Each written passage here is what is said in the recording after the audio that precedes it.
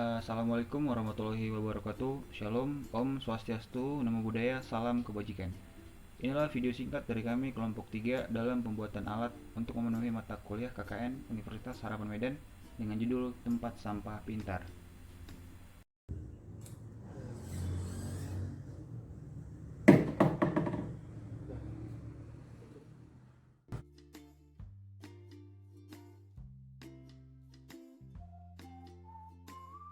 Ya, dalam proses pengerjaannya kami menggunakan alat dan bahan sebagai berikut.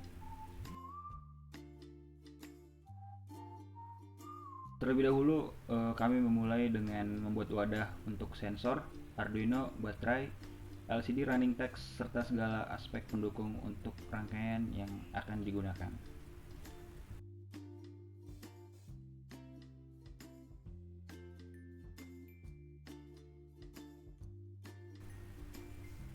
Jadi intinya kami kelompok bekerjasama untuk melakukan kerja kami masing-masing. Ya udah main HP ya. Oke. Ini adalah proses untuk membuat wadahnya, terbuat dari bahan akrilik bening dengan lebar 3 mm. Panjang dan lebar ini disesuaikan dengan kebutuhan dari alat yang akan kita gunakan. Ih, senyum ya. Iya, masuk YouTube ya, bos ya.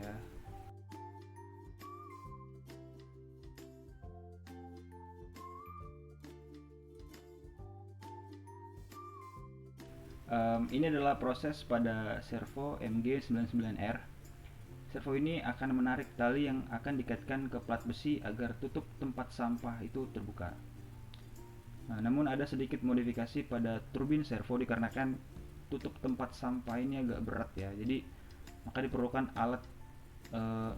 diperlukan plat kecil, plat besi untuk memperlebar putaran pada servo. Nah, ini dia sedang diketatkan. Kemudian pada bagian ini kabel jumper pada sensor ultrasonic disambung ke running text display agar bekerja sebagaimana mestinya.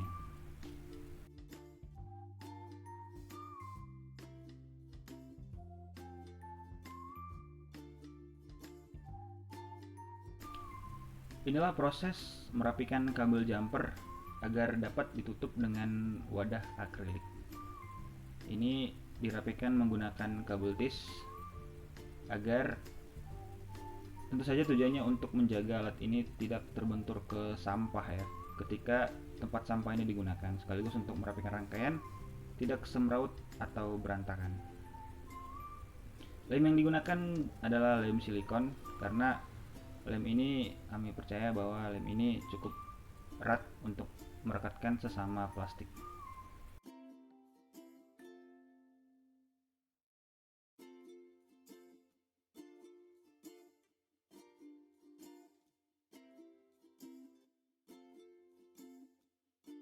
Kemudian kita sampai kepada proses finishing untuk servo MG99R. Di sini dilakukan pengeleman agar plat yang disambung ke servo itu kuat untuk digunakan jangka waktu yang lama.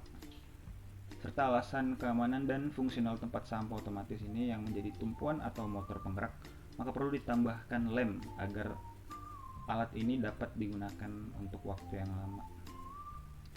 Lagi-lagi kami menggunakan lem silikon karena lem ini kuat ya teman-teman. Ya terlihat lemnya tinggal segini, jadi ya harus digunakan semaksimal mungkin. Memang tinggal segini memang.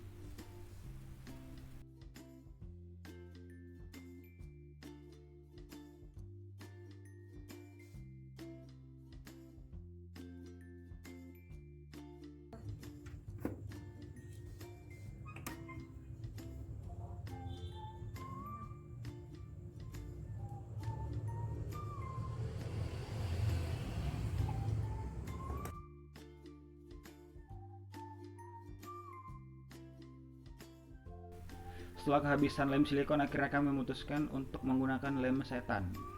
Ya, karena di bagian servo ini kami sadar bahwa bagian ini penting yang menjadi pusat beban untuk menjadi penggerak agar tutup tempat sampah ini terbuka. Maka diperlukan kehati-hatian serta ketelitian agar tidak ada kesalahan yang tentu saja merugikan kami atau pengguna tempat sampah ini di kemudian hari.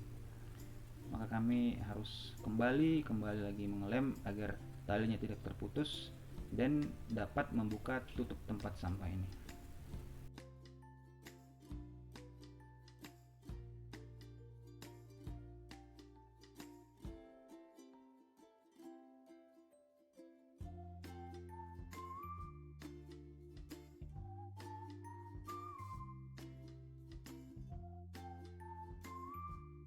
Ini coding. Nah, ini adalah proses coding, atau dalam bahasa IT-nya mungkin coding, kalau bahasa umumnya mungkin pemrograman. Jadi disinilah Arduino diatur atau disetting agar bekerja sesuai dengan yang kami inginkan. Jadi kalau kami pengen dia putar ke kiri, akan putar ke kiri, atau kanan akan ke kanan, atau jarak sensor itu mengenai benda atau tangan manusia itu sekitar 20 atau 30 cm, diatur dengan aplikasi software Arduino. Bagian ini menjadi sentral atau otak dalam rangkaian yang kami buat. Widih, rasengan kali ya. Nah, ini adalah pusat rangkaiannya, berada di belakang tempat sampah. Di dalam wadah itu terdapat Arduino dan baterai charge 7 volt DC yang dapat diisi ulang. Konektor pada baterai akan disambungkan ke input Arduino. Sekedar informasi teman-teman, Arduino ini berkapasitas untuk input maksimal itu 12 volt dan outputnya itu 5 volt. Jadi dari Arduino akan disambungkan ke servo MG99R, dan dari Arduino juga akan disambungkan ke sensor ultrasonic yang ada di depan, dan juga ke running text yang ada di depan, running text display.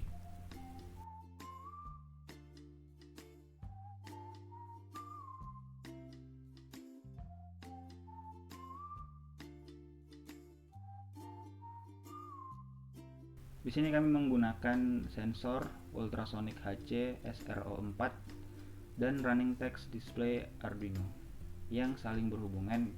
Jadi jika selesai digunakan, maka running text akan bertuliskan terima kasih telah membuang sampah pada tempatnya.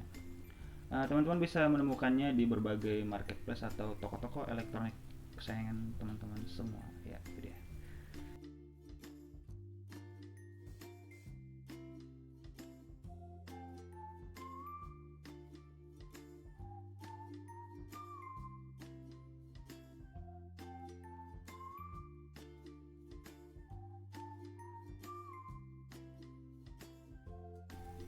Nah, sekarang kita telah sampai pada proses pengujian alat ini yang kami buat, apakah berfungsi atau tidak.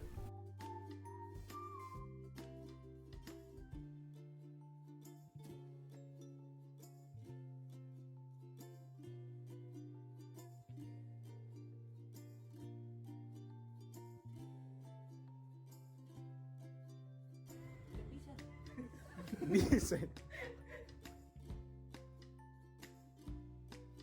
Ulang dari jauh. Tar. Tunggu tuh.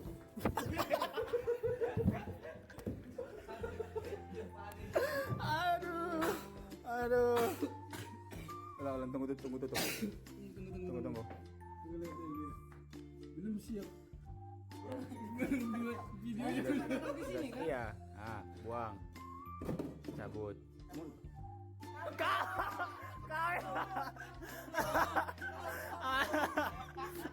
Ulang. Mati dulu. Oke, guys.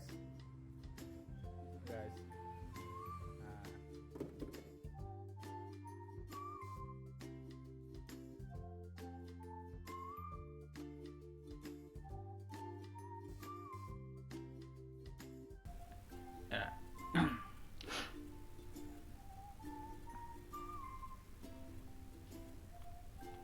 Ya. Ya, setelah digunakan maka konektornya bisa dicabut untuk baterainya bisa di charge, atau jika tidak digunakan maka sebaiknya dilepas saja.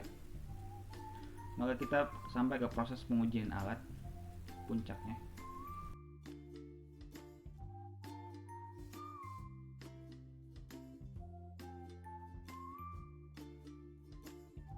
Terima kasih telah menyaksikan video ini hingga selesai.